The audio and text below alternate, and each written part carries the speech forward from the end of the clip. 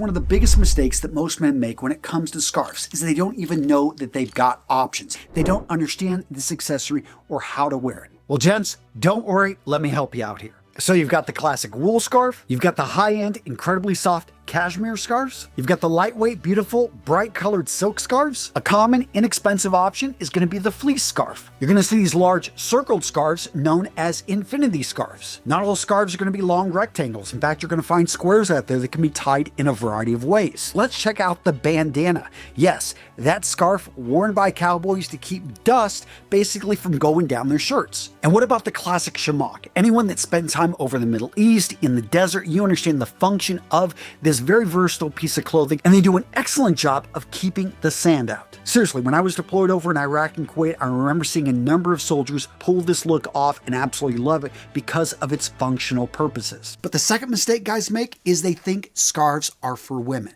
They see all the different styles, all the different colors. They're like, you know, that's too much for me. Gents, if you think only women should be styling scarves, you don't know your history. Let's go back 2,300 years. Yeah, I'm talking ancient China. To be specific, we're looking at the 3rd century BCE and the terracotta soldiers. Now, in case you're not familiar with these guys, these are large, lifelike statues that were buried with the first emperor of unified China, Qin Shi Huang. Now, what's amazing about the terracotta soldiers, besides the total number and just the detail and the work that went into them, is how they preserve the look in the uniform of the soldiers of that era. And guess what they're wearing? Scarves. For function, not only protection, but identification. The scarves and simply, where they wore them, the colors, this was to identify rank and what units you were a part of. And if you need another manly example, let's look at early aviators, especially during World War I. What were they rocking? Silk scarves. Why? Because you needed that protection. Let's just say that when you're up there, open cockpit, you got the air all over the place. Not only did you need to stay warm, but you didn't want that wind chafing your skin, and a scarf serve the purpose of protecting the neck. All right, gents, so the next mistake a lot of guys make when it comes to scarves is they don't experiment with colors, with patterns, with all the different options they've got out there. Notice how I did change up the color of the scarf. Your eyes are probably drawn to it on that last point. This is not really a loud color. It's a pretty muted color. Now the pattern definitely draws a little bit of attention, especially when I've got a solid jacket, I've got a solid sweater on. This is what's going to draw the eyes, and that's what you want to leverage when you bring in a scarf. This is such a fun way for you to bring in color, to bring in pattern. When you're starting off with scarves, I get it. Maybe it's something new. You want to bring it into your wardrobe. You want to go with a classic gray. I like gray. It's a non-color that is going to match pretty much anything. And if you're wearing it with clothing that already has color, then yeah, this makes sense. It's a functional accessory. I do like a scarf though that has 2 colors right in here because you can change it up. Even the little bit of contrast right here makes this a little bit more interesting. And again, you can have fun with this scarf depending on how you fold it, depending on the knot that you go for.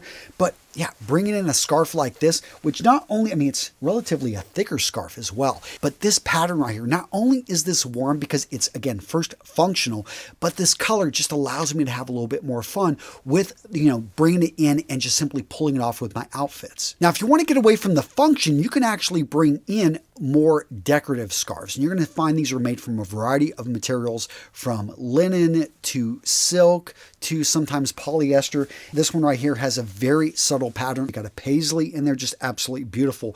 Now, scarves like this, if tied properly, can look great and to a degree protect the neck, but they're not going to have the same insulating properties as wool, as cashmere, as maybe mohair. And let's talk about those different fabrics and why you would want to choose them. So for the guy just starting off, I'm going to highly recommend that you stick with wool. It's relatively easy to find and it's got great insulating properties, not only when it's dry, but also when it's wet. So if you're sweating, it's going to absorb the sweat and it's going to actually keep you warm. Wool has this really unique property that it can absorb almost its full weight in basically water and it still feels dry. Now, a drawback with wool is you have to take care of it. You can't just throw this into the washing machine. That's going to end up ruining the scarf. It can also be a little bit pricey depending on where you buy them. You will find blends, and blends are interesting. If you find something you like the feel of it, nothing wrong with going with it. Now, what about polyesters? What about synthetic materials, flannels and things like that? I think that they are fine, especially if you are a man on a budget. Now, long term, and usually the styling of them isn't going to be as nice unless you go with a solid color. The feel, people can tell if it would go up, that it isn't a wool or a cashmere or anything like that. But I think from a functionality perspective, they do serve a great purpose. And if you want to own a variety of scarves, again, you've got a really tight budget, I think that it's perfectly acceptable to have a man-made fiber scarf. Now, what about cashmeres? What about mohairs? So these are going to be higher end, and oftentimes, again, you're going to see them blended with wools, but they're just going to cost more. They aren't going to have any better insulating properties than wool. Maybe they're just going to feel a little bit softer. They're going to be more exclusive. You'll find a lot of high-end brands start to bring in really unique patterns and looks that other people pick up on. So for a status symbol, I do see why some people pick them up and why they love them, especially if you're into fashion.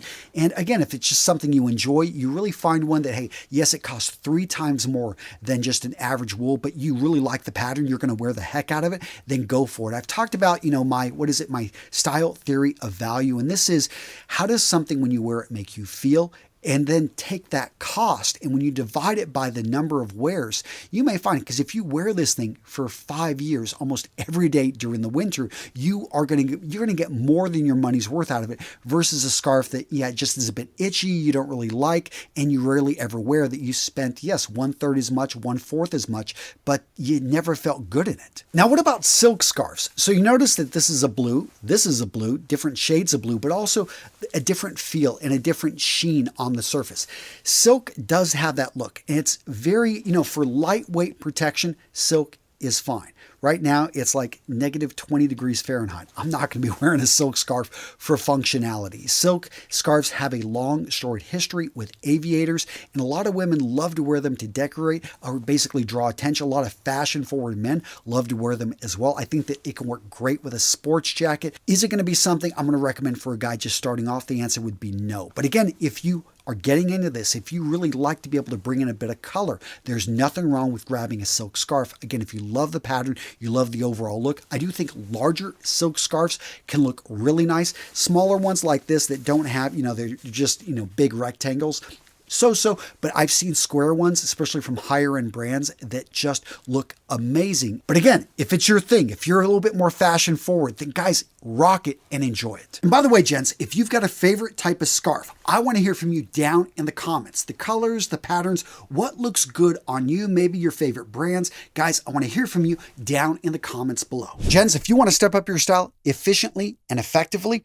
look for a proven path. A curriculum that saves you from confusion, from bad information, from crappy teachers. You want to make sure that you're not just learning facts, but you actually are being shown concepts. Lessons that give you foundations. They give you the fundamentals to be able to dress sharp in any situation. It's also great if you can surround yourself with like-minded men, because how many times have you tried to learn something and there are other people that don't want to be there, they're distracting you, or worse, they're tempting you to go do something else. Which is why, gents, I wanted to show you this. My new free group for you that not only has instruction, but an amazing community that is distraction free. It's got a great app. And did I say it's free? Guys, I developed this for you. Finally, I found a platform that makes this so simple, so easy, and so effective for you to be able to step up your style. Seriously, gents, I've got courses in this community that I used to sell. You can get for free. I've set up prizes. I've gamified it. Guys, I'm going to link to it down in the description. Or if you just want to go over to the URL, it's at school.com/RMRS. This group is free, although you do have to answer 3 questions.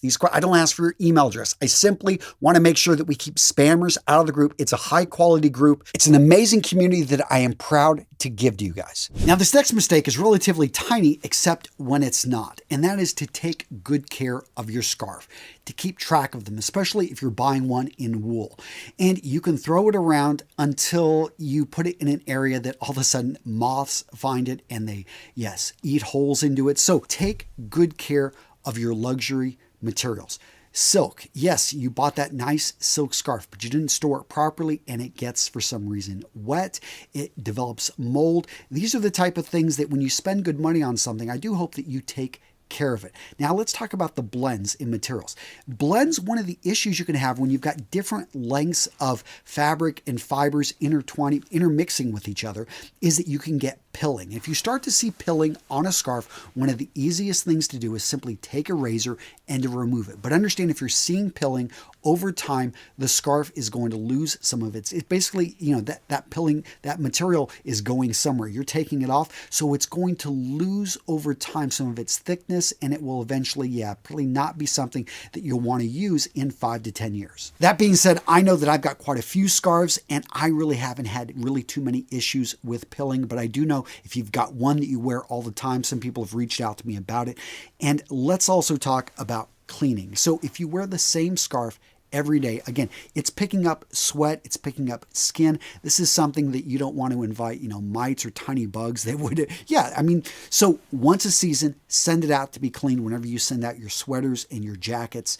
But if you don't wear them very often, I think you can go years between cleaning them or do it yourself. Now, really quick, what's some practical advice to start wearing a scarf, especially one that maybe brings in patterns and colors? And the answer is wear it to and from work. A lot of people, they reserve these fancy scarves when they're going out, to meet with friends, they're going on a date, maybe they're going out with their woman. They want to look good, but they feel a little bit like an imposter. Here's the thing, because you haven't practiced wearing it. Just simply make it a part of your outfit. Put it with your jackets.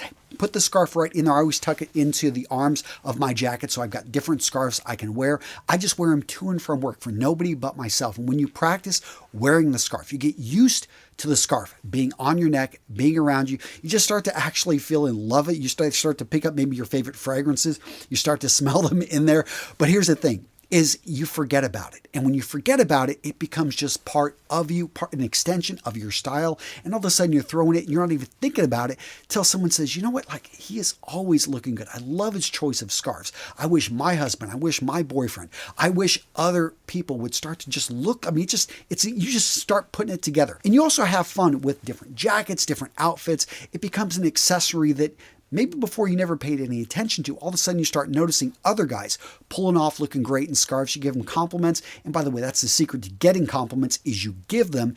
And you just start to notice the world of scarves and all the options, all the colors it brings to your outfits. So the next mistake a lot of guys make when it comes to wearing a scarf is they don't know how to tie a scarf properly. Now, when it comes to wearing a scarf, there are many different ways. Let's start with the drape, which is as simple as it gets. The drape leans more towards style rather than function and should be used for when the weather is cool but not cold. As the name implies, just drape the scarf over your neck and you're good to go. If you would like it to be a little more functional, you can tuck the ends of the scarf into your jacket for extra warmth. Next, we have the once around. This one provides more warmth around the neck than the drape, and so can be worn in colder weather. Start by draping the scarf over your neck, making one end longer than the other. Take the long end and bring it around your neck and you're done. The ends of the scarf can either be equal length or uneven. It really up to the wearer's preference. Next up, we've got the cowboy. The cowboy knot adds Western charm to your winter look. Drape the scarf over your neck with one end noticeably longer. Take the longer end, wrap it around your neck twice, then tuck one side into the neck, ensuring the shorter side is beneath, creating a distinctive shape. Now we have the chest warmer, which is more complex than it appears at first glance. Drape the scarf over your neck, then cross it in front of your chest before bringing the ends around your back. Tie the two ends together in the back and then tie up your jacket and you're all set. This knot is a great way to add a little extra warmth to a jacket. Next, let's talk about the reverse drape. This is a great option for colder weather as it provides a lot of protection to the neck. Drape the scarf over your neck, making sure both ends are of equal length. Take one end of the scarf and bring it across your neck and over the opposite shoulder. Then do the same with the other side. Adjust it around your neck if necessary, and you're done. Next up, the Parisian knot, a very classy looking scarf knot. It provides good warmth to the neck and is a good choice in colder weather. Fold your scarf in half widthwise, then fold it half again lengthwise. Drape it over your neck and then bring the loose ends through the hole formed by the folded end. Tighten the scarf around your neck and you're ready to go. Next up, we've got the fake knot. It's a more complicated knot to tie, but it's a great cold weather option. Drape the scarf over your neck, making one end longer than the other. Take the long end and bring it behind and around itself to form a loop. Then take the end down and through the loop. Grab the other end of the scarf and bring it down and through the loop as well. Work the knot up to your neck by gently pulling on each end while sliding the knot up. Now the reverse tuck, not too commonly seen. This scarf knot works best with longer scarves. Drape the scarf over your neck, making one end longer than the other. Take the long end and loop it once around your neck. Now take the same end and tuck it through the loop you just formed. Grab the other side and tuck it through the loop as well, then adjust if necessary. Next up, the reverse cross. Very similar to the reverse tuck, this knot works great for longer scarves. Drape the scarf over your neck and make one end longer than the other. Take the long end and bring it up and around your neck. Now cross the long end over the other end, then bring it up and through the opening you just formed. Pull on the ends to tighten if needed, and you're done. Next, the 4-in-hand. Another great choice for long scarves. This knot protects the neck very well and is the perfect option when the weather is freezing cold. Like the Parisian knot, fold the scarf in half length and widthwise, and then drape it over your neck. Take one of the loose ends and pull it through the loop formed by the folded end. Twist the loop, then pull the other end through the loop. Continue to adjust the knot until it is sitting neatly around your neck. And let's not forget about the twice around. This is the best choice for freezing weather next to the 4-in-hand, but it is much simpler to tie. Drape the scarf over your neck, making one end much longer than the other. Take the long end and wrap it around your neck, then repeat again, bringing it around your neck a second time. Adjust if needed to completely cover your neck. So what to watch next? How about stop wearing these 7 items because they're making you look old. I put this video out a while back, but it is still relevant, especially if you're in your late 20s, 30s, 40s. Come on, you don't want to look like you're 150 years old. Go check it out, guys. Stop wearing this stuff because it is doing you no favors.